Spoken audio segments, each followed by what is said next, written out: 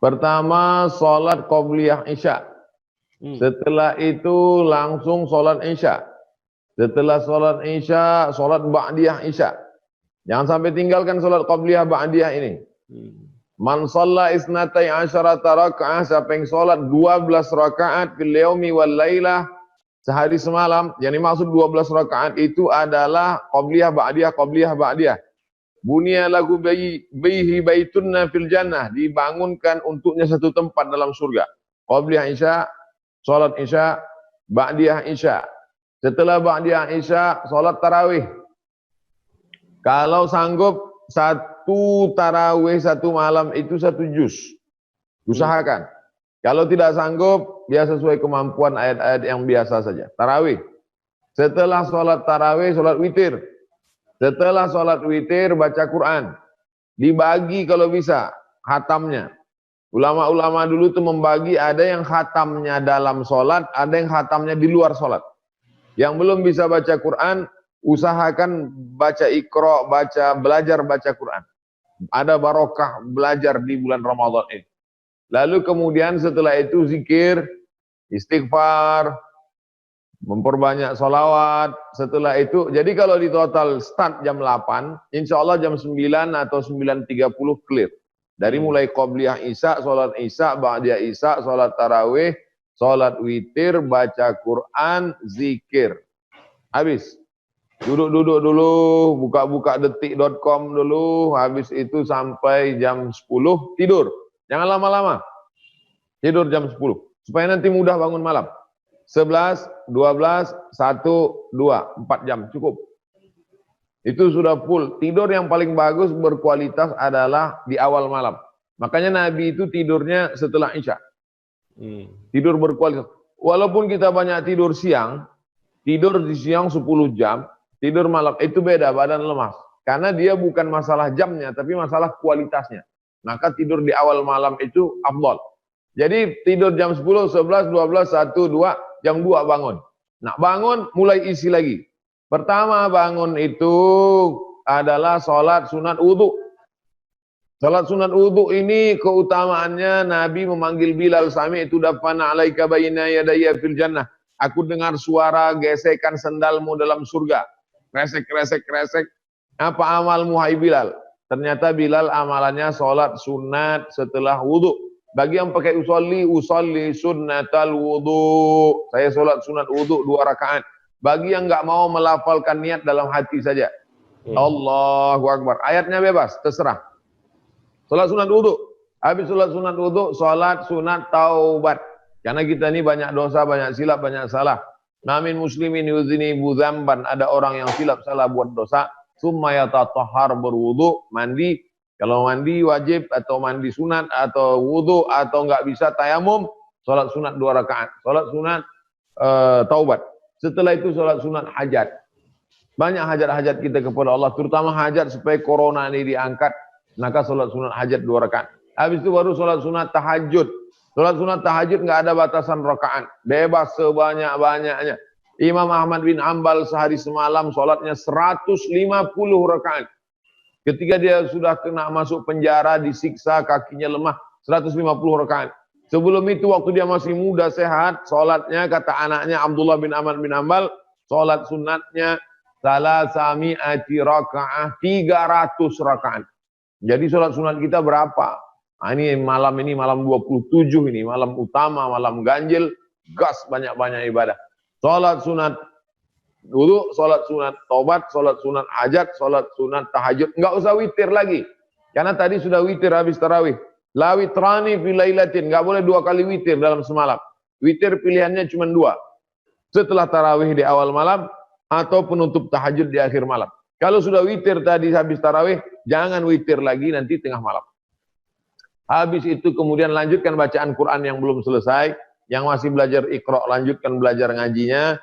Lalu setelah itu kemudian berzikir, banyak istighfar, menunggu sahur. Habis itu makan sahur. Habis makan sahur, menjelang sirine imsak, bagus memperbanyak istighfar. Dalam Quran disebut, A'udzubillahi minasyaitonirrajim wa bil ashari hum yastaghfirun. Pada waktu sahur banyak-banyak istighfar. Astaghfirullahaladzim alladzi la ilaha illa huwal hayyul qayyum wa atubu ilaih. 100 kali bagus, 1000 kali mantap. Ja'alallah, apa balasannya? Memangnya kalau saya istighfar saya dapat apa? Ja'alallahu lahu min kulli dhiqin makhraja. Segala kesempitannya diberikan kelapangan. Wa min kulli hammin faraja. Segala kesulitannya diberikan solusi. Wa razaqahu min haitsu la yahtasib. Diberi rezeki dari yang tidak disangka-sangka. Lalu kemudian Allah berjanji, wa ma kana Allahu liyu'adzibahum wa anta fihim wa ma kana Allahu mu'adzibahum wa hum yastaghfirun. Allah tidak akan mengazab kamu kalau kamu banyak beristighfar. Lalu kemudian melanjutkan banyak-banyak salawat. Allahumma shalli ala sayyidina Muhammad wa ala ali sayyidina Muhammad. Man shalla alayya salatan, siapa yang berselawat 1 kali, sallallahu alaihi biha asyra, Allah balas 10 kebaikan. Wa hutan anhu asyara sayyi'at, ditutupi 10 dosa kesalahan. Wa rufi'an lahu asyara darajat, dinaikkan 10 derajat tingkatan kemuliaan. Sampailah sirine imsak, azan subuh. Jangan lupa qabliyah subuh. Raka'atul fajri khairum minad dunya wa ma fiha. Qabliyah subuh lebih baik daripada dunia dan seisinya. Qabliyah subuh 2 rakaat. Rakaat pertama ayatnya qul ya ayyuhal kafirun. Rakaat kedua qul huwallahu ahadunillahus samad. Salat subuh. Habis salat subuh jangan tidur. Jangan tidur. Habis salat subuh zikir sampai terbit matahari. Jadi mudah cara ngukur terbit matahari itu, kalau kita nggak tahu kalendernya mudah aja. Kami di Sumatera, di Riau, maghribnya sekarang jam 6.20. Berarti besok kami sudah boleh sholat sunat isyraq itu jam 6.20. Jakarta sekarang berapa? Kalau Jakarta jam 5.50, berarti besok jam 5.50 dia sudah mulai. Jadi zikirnya dari jam azan subuh sampai 5.50. Di Sumatera, di Riau, zikirnya dari jam azan subuh sampai 6.20. Di 6.20 zikir baca Quran boleh. Afdalul zikri, afdal zikir la ilaha illallah, muhasabah. Habis itu lalu kemudian salat sunat isyraq 2 rakaat. Man salat subha fi jama'atin, siapa yang salat subuh berjamaah, thumma qa'ada yadhkurullah, duduk berzikir min Allah hatta tatlu' asy-syams, sampai terbit matahari. Thumma yusalli rak'ataini, salat sunat 2 rakaat. Kanat lahu ka ajri hajjatin wa umrah, dapat pahala seperti haji dan umrah. Tamah, sempurna. Sekarang umrah enggak bisa, tapi dapat pahala seperti umrah bisa. Ini bukan satu jalan ke Roma, bukan satu jalan menuju mengambil amal-amal soleh. Inilah sudah saya urutkan dari mulai tarawih sampai terbit matahari. Wallahu a'lam. Orang masih bingung dan bertanya, sebenarnya ciri-ciri Lailatul Qadar itu bagaimana? Kalau kita dapat Lailatul Qadar itu apa cirinya?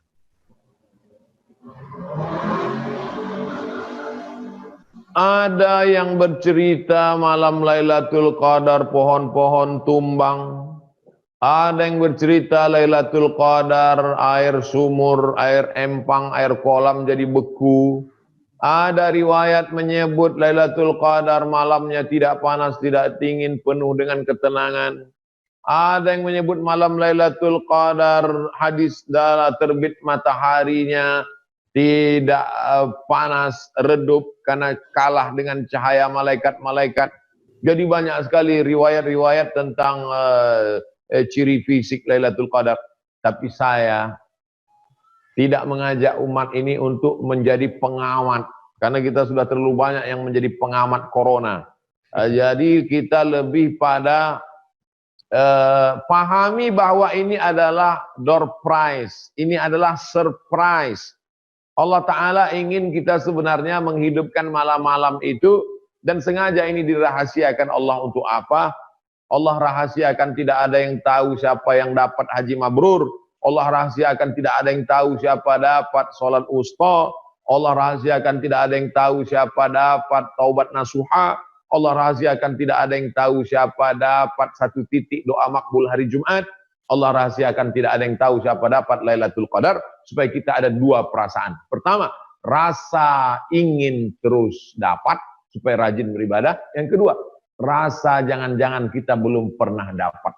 2 perasaan inilah yang membuat kita terbang mendekat Allah Subhanahu wa taala. Tapi ada yang pasti adalah satu.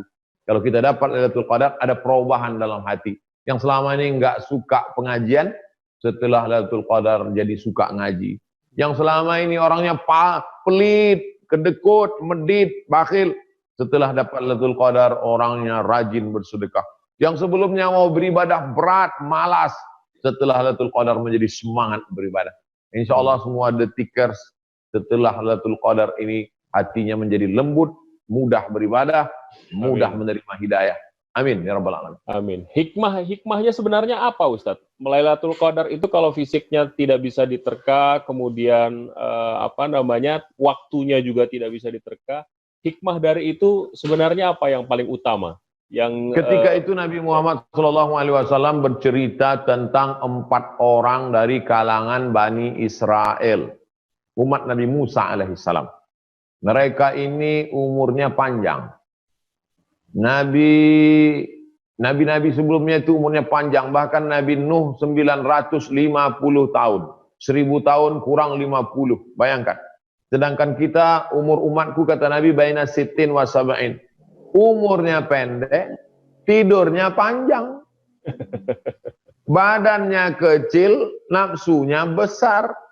Ibadahnya sedikit, hartanya sedikit. Dulu Qarun itu membawakan kuncinya saja. Algojo nggak sanggup mikul kuncinya.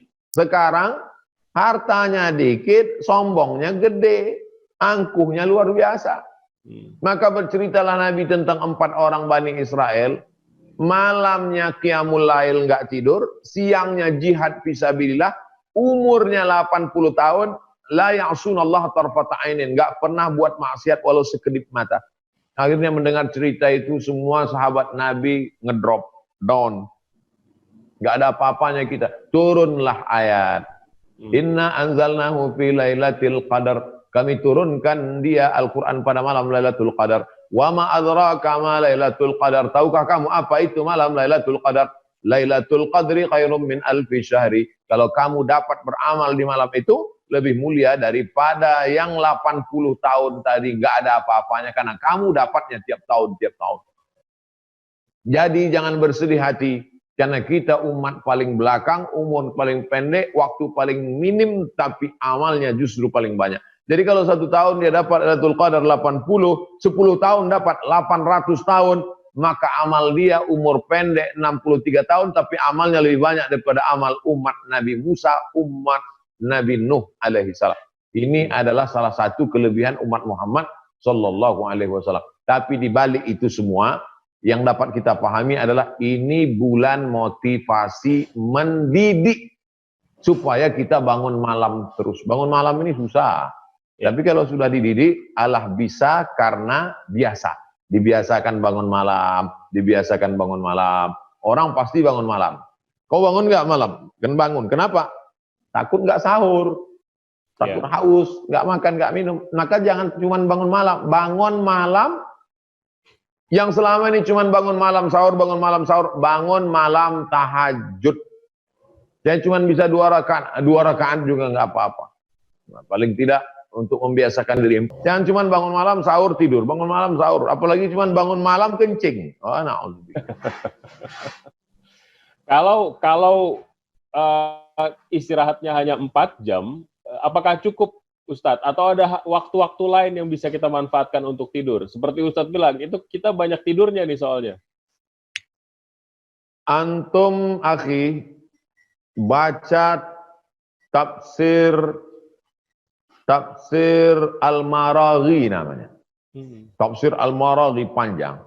Itu penulisnya ketika menulis Tafsir Al-Maraghi itu, dia cerita, saya ketika menulis Tafsir Al-Maraghi ini selama 10 tahun, tidur saya cuma 4 jam. Tidur 4 jam, nulis tafsir, ceramahnya full, nulis buku, aktivitas. Jadi kita terlalu terpaku dengan tidur nih. Saya mesti tidur. Kalau enggak tidur, etos kerja kurang. Akhirnya tidur. Malah yang dihafal hadis tidur. Kok kenapa tidur aja? Tidurnya orang ibadah. Tidurnya orang puasa adalah ibadah. Alhamdulillah. Imam Nawawi Imam Nawawi itu tidurnya, Imam Nawawi kitab fikihnya besar-besar. Raudhatul Talibin wa Umdatul Muftin, Al-Majmu' Syarah Muhadzab, semeter-semeter semua. Panjang-panjang. Imam Nawawi itu nulis, ketika nulis tertidur. Habis itu bangun lagi, lanjut. Jadi oleh sebab itu tidur ini betul bagus. Tapi terlalu banyak tidur, oleh sebab itu Nabi itu tidurnya dikit, makannya dikit.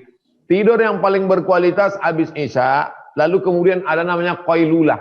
Qailulah itu sesaat sebelum zuhur atau setelah zuhur. Sebelum zuhur, qailulah dulu atau setelah zuhur. Jangan tidur pagi. Beberapa dokter sahabat saya ngasih tahu efek tidur pagi habis subuh itu bisa stroke ringan menurut medis. Oleh sebab itu maka biarkan dulu terbit matahari, habis itu baru istirahat. Tidur ringan sebelum atau sesudah zuhur itu berapa lama tidur ringan itu? 2 jam, 3 jam? 1 jam. 1 jam. Oke. Ya, itu full. Qailulah namanya. Baik. Banyak berita di sosmed tentang prediksi Lailatul Qadar. Salah satunya ditulis dalam kitab In'atut Tolibin yang mengatakan jika awal Ramadan hari Jumat, maka Lailatul Qadar jatuh pada malam 27. Benar nggak Ustaz? Pendapat ulama tentang kapan malam Lailatul Qadar itu kalau dikumpulkan beratus-ratus. Semuanya prediksi.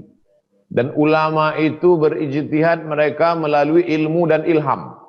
Ada yang bersifat empiris, ada yang bersifat intuisi.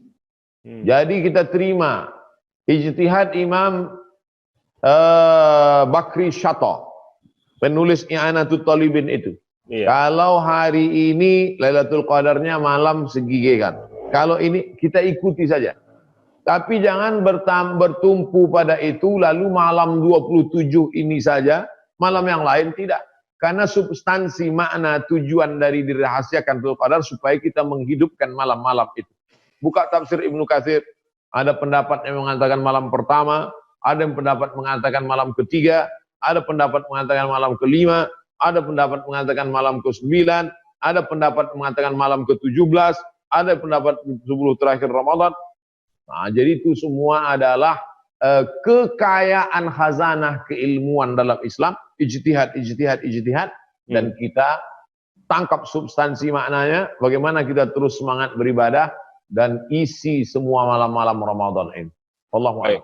Baik. Ustadz, saya mau bertanya, amalan serta zikir apa yang paling baik di 10 terakhir Ramadan ini? Tadi saya sudah sebutkan amalan detailnya dari mulai qobliyah Isya sampai terbit matahari. Nah, itu tadi. Tonton dari awal.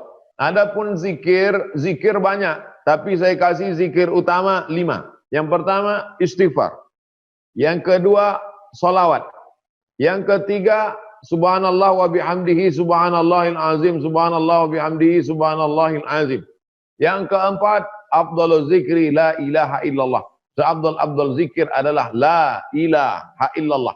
Jumlahnya terserah berapa. Yang terakhir yang kelima adalah memperbanyak sayyidul istighfar. Allahumma anta rabbi la ilaha illa anta khalaqatani wa ana abduka wa ana ala ahdika wa wa'dika ma sata'tu a'udzubika min syarri ma sana'tu abu laka bi ni'matika alayya wa abu bi dzambi faghfirli fa innahu la yaghfiru dzunuba illa anta. Tapi yang tak kalah pentingnya adalah tafakkur, merenung sejenak.